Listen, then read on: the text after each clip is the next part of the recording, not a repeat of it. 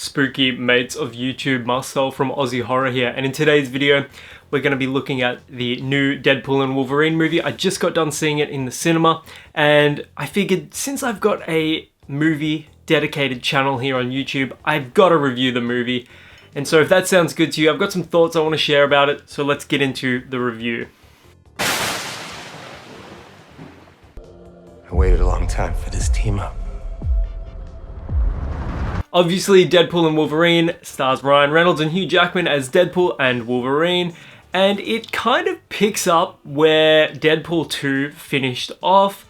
You've got Deadpool and Vanessa, they end up breaking up, and this is about Deadpool sort of fitting in with the, regular society, It's funny that Deadpool could kind of be anything, but he's in sales, he's a car salesman, along with Peter from Deadpool 2 as well. It's kind of wild because Deadpool and Wolverine kind of forgoes a lot of exposition and just kicks off right into the action. The opening sequence with, I can't really say anything without spoiling it, but it is utterly bizarre, and I could see why somebody would say that it's like, it is disrespectful to the film Logan's legacy, but I don't think it is. I think this is kind of like a funny, warped, continuation of that.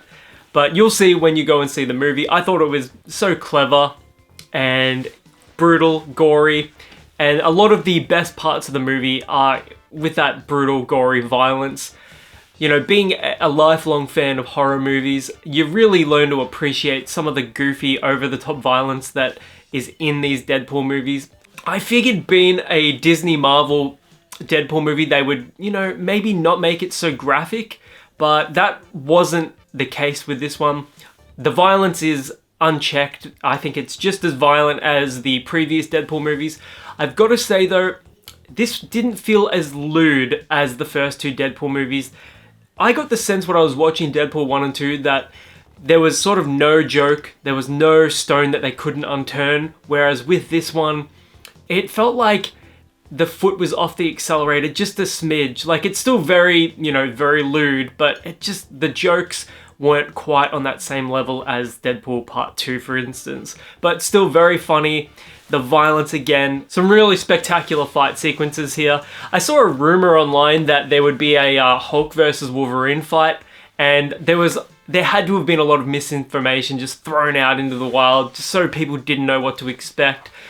Sadly, I didn't get the Wolverine and Hulk fight scene that I really wanted, but in place of that, we get a couple of incredible Deadpool and Wolverine fight sequences. Like, there's this one that takes place inside a Honda Odyssey, and I know that sounds ridiculous, but that fight sequence, I was like on the edge of my seat watching that. It was brutal, it was so graphic, and I don't know, that was probably the highlight of the movie for me. It felt so visceral.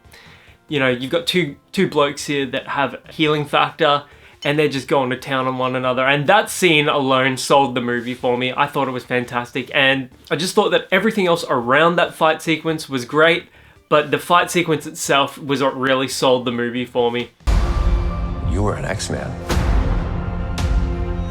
I think the performances themselves, obviously Ryan Reynolds was born to play Deadpool, but Hugh Jackman's Wolverine is allowed some real emotional catharsis here. Like, he's really flexing his, acting range in this one. It's not just a one-note, bitter Logan performance.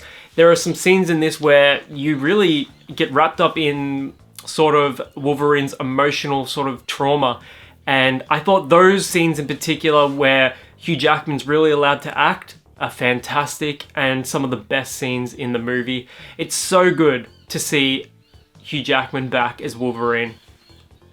The plot of the film itself and the villain, Cassandra Nova, I felt were a little disappointing. Cassandra Nova as a character, Emma Corrin's performance of her, great, but the villain just felt a little, I don't know, it speaks to a broader problem within the Marvel universe, the Marvel Cinematic Universe, where the villains just aren't engaging. The only villain that's really truly been engaging has been Thanos. Everyone else has sort of felt like second rate. I mean, with Thor: Love and Thunder, they had the perfect opportunity to make a serious Gore the God Butcher story, but they really wasted Christian Bale's performance. turning him into like a comedic character essentially. And Cassandra Nova in Deadpool and Wolverine isn't utilized as poorly as Christian Bale was, whose performance was fantastic, don't get me wrong, but it's not as bad as that. But aside from the cool effect of her, like, you know, putting her fingers through people's head, and it's just such an amazing looking effect. Aside from that aspect of it, and, you know, her playing with people's brains, so to speak, Nova's motivations with Threadbare almost didn't really matter. And the stakes themselves were kind of lackluster, except in how they affected, you know, our multiverses, Deadpool / Wade Wilson. Scott used to beg me to wear this suit. So did Doran and Beast. But I couldn't have him thinking I wanted to be there. And it was too late. I've avoided all reviews of the movie because I didn't want to pollute my own, but there is so many cameos here that I can't even talk about because I really don't want to spoil these for people. There's one in particular that I think people are going to go nuts for, and the way they handle that character in particular is great. I'm not going to spoil it here. The movie kind of feels like a love letter and a send-off to the 20th Century Fox or Sony Pictures Marvel affiliated movies. There's like a scene at the end of the movie, and this isn't a spoiler, but they play Green Day's Time of Your Life to like footage of the old 20th Century Fox Marvel movies, and it really does feel like the end of a chapter, the closing of the book, so to speak, on that whole sort of era of Marvel movies. And so I think they handled it quite beautifully here. The cameos are great. The action sequences are the best in all of the Deadpool movies, like without a doubt. You can really tell that this movie cost $200 million to make. It feels big budget, it feels spectacular, it feels fantastical. And aside from, you know, sort of like the plot itself, you know, like kind of like who cares? It's definitely the best Marvel movie I've seen since Endgame or No Way Home. And I actually liked Multiverse of Madness, but that just... it was good, but it wasn't great. This does hit that great tier, and although the plot itself isn't anything special, it's the performances, it's the dynamic between Deadpool and Wolverine, it's the fucking Wolverine costume that we've been waiting for 20 years, and they constantly reference that. It's all the little Easter eggs and references. This just does feel like somebody's passion project for a Deadpool and Wolverine movie, and that's why it's gonna make over $1 billion. Are you ready? Fuck yeah, I'm ready. I'm the Wolverine. The cinematography was great. A lot of the movie is set in the void that was featured in the Loki TV series, and you kind of get this Mad Max type world vibe to it, and they do reference that in the movie. So if you're watching this, if you go and watch this movie and you get the feeling that you're kind of witnessing some sort of twisted take on the Mad Max films, it is like that, and I can't be the only one that's gonna think that. Deadpool and Wolverine hit all the right notes for me, and I left the movie feeling just good that I went and saw the movie. It does feel like this was the hit Marvel needed. This was the movie Marvel needed in order to continue forwards with some semblance of fan approval.